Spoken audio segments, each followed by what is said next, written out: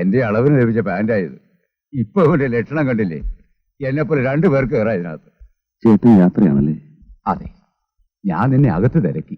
അപ്പോഴാണ് റഷീദ് പറയുന്നത് നീ ഇവിടെ ഉണ്ടെന്ന്. ഞാൻ ചേട്ടനെ കാത്തിരിക്കുകയായിരുന്നു. അതെയോ? എന്നാ ഞാൻ പോട്ടെ മോനെ.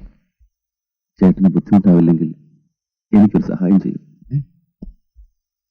പോകുന്ന വഴിക്കല്ലെന്നറിയാം, എന്നാലും ഒരു 2 മണിക്കൂർ വരെ യാത്ര ചെയ്താൽ ഈ കത്ത് തുളസിയെ ഏൽപ്പിക്കും. എത്ര കാലമെന്ന് കരുതി ആ പാവം കാത്തിരിക്കുക. ഞാൻ ജയിലിൽ നിന്ന് വരാറാവുമ്പോഴേക്കും തുളസിക്ക് 10-27 വയസ്സാവും.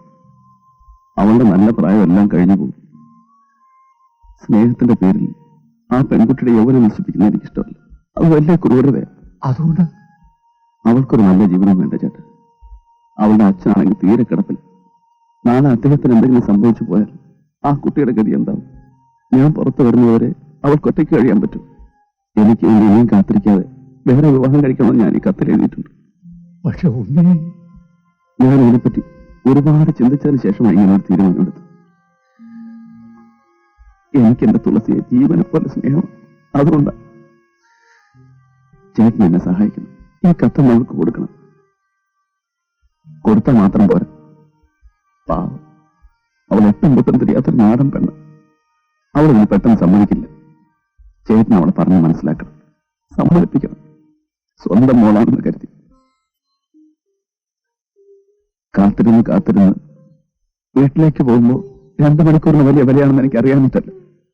എന്നാലും ചേട്ടന് വിട്ട ഇക്കാര്യം എനിക്ക് വേറെ ആരും. ഞാൻ ജയിലിലേക്ക് വരുമ്പോൾ എന്റെ മോന് 17 വയസ്സാണ്. പ്രായം കൊണ്ടല്ലെങ്കിലും രൂപം കൊണ്ട് അവൻ ഇപ്പോൾ നിന്റെ എത്ര ഉണ്ടാവും. നിനക്ക് വേണ്ടി ഞാൻ പോകാം. 2 മണിക്കൂറല്ല, 2 ദിവസം വേണ്ടി വന്നാലും ഞാൻ പോകാം.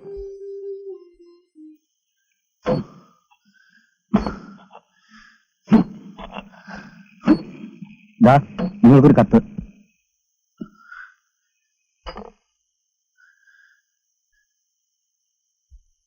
ജോസഫ് ഏട്ടൻ തുളസിക്ക് കത്ത് കൊടുത്തു. വായിക്കുന്നില്ലേ?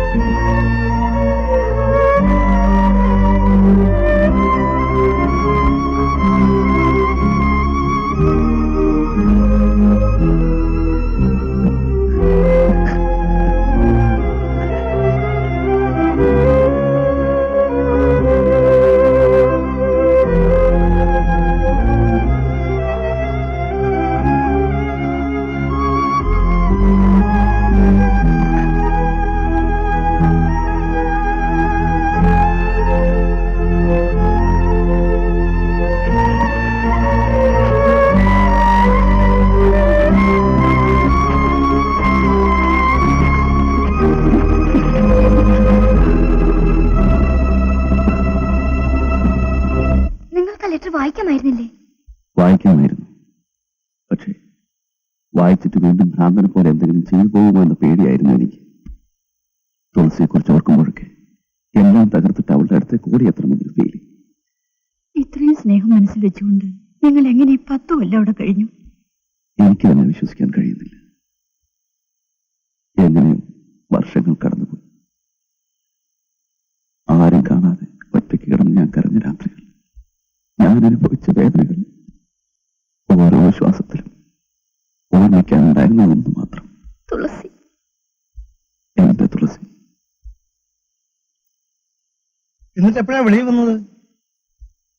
ഇന്നലെ വൈകിട്ട് 4 ദിവസം മുമ്പ് ജയിലർ വിളിപ്പിച്ചു.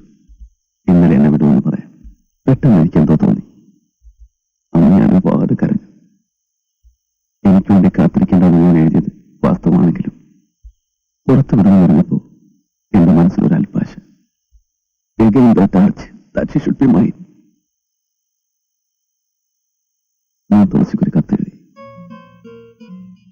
തുളസി, എന്റെ തുളസി എന്ന് എഴുതുവാനാണ് ആദ്യം തുനിഞ്ഞത്.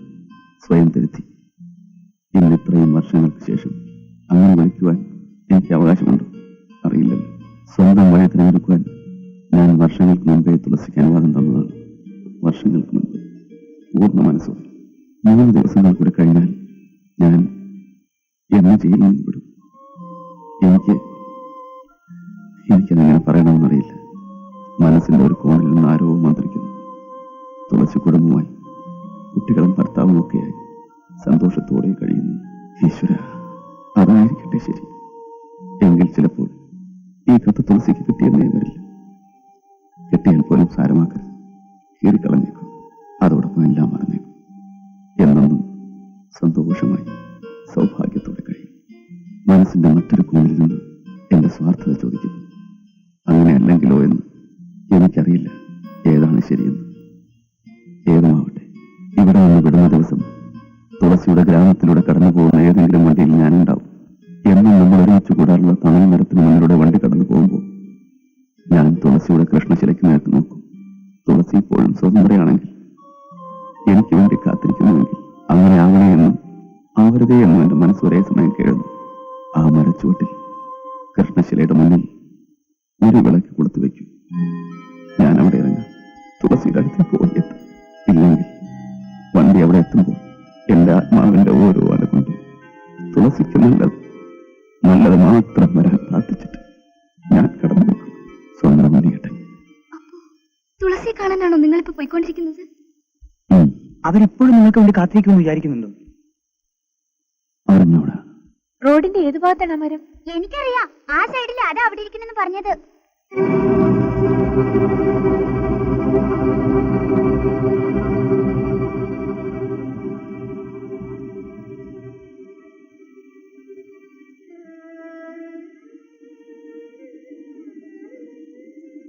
എന്താ മോളെ? തുളസി ചേച്ചി അവിടെ ഉണ്ടാവണേ. മോള് പ്രാർത്ഥിക്കുകയായിരുന്നു. അതെ.